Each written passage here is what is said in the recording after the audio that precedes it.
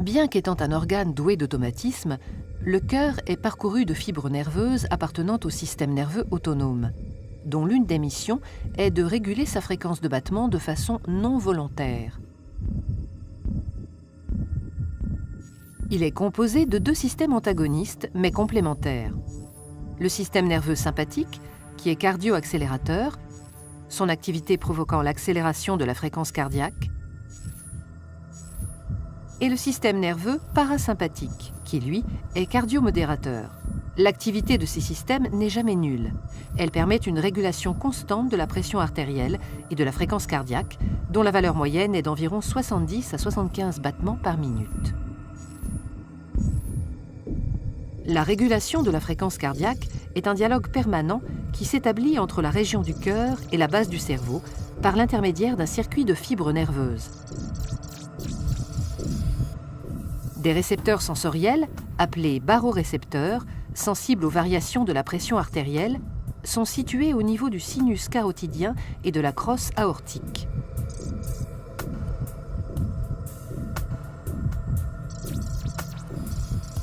Au repos, l'activité cardio-modératrice l'emporte sur l'activité cardio-accélératrice.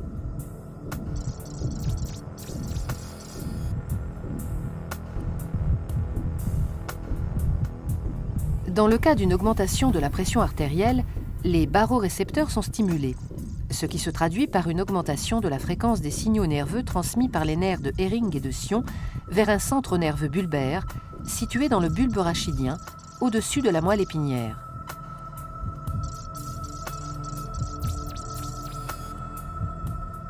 Ce dernier élabore une réponse adaptée en augmentant l'activité des nerfs parasympathiques et en diminuant celle des nerfs sympathiques.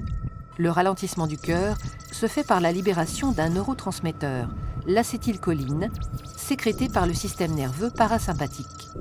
En conséquence, fréquence et débit cardiaque diminuent, ce qui abaisse la pression artérielle en la ramenant à sa valeur normale.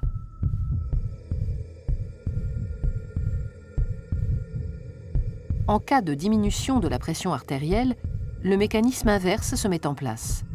La fréquence des signaux transmis par les nerfs de Hering et de Sion vers le centre nerveux bulbaire est réduite.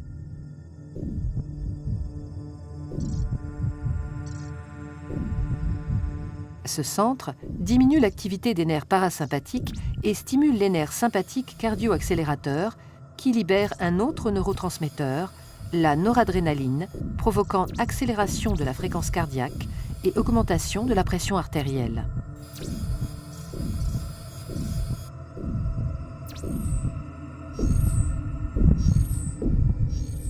Ces mécanismes constituent une boucle de régulation qui contribue à maintenir la pression artérielle dans d'étroites limites autour d'une valeur de référence.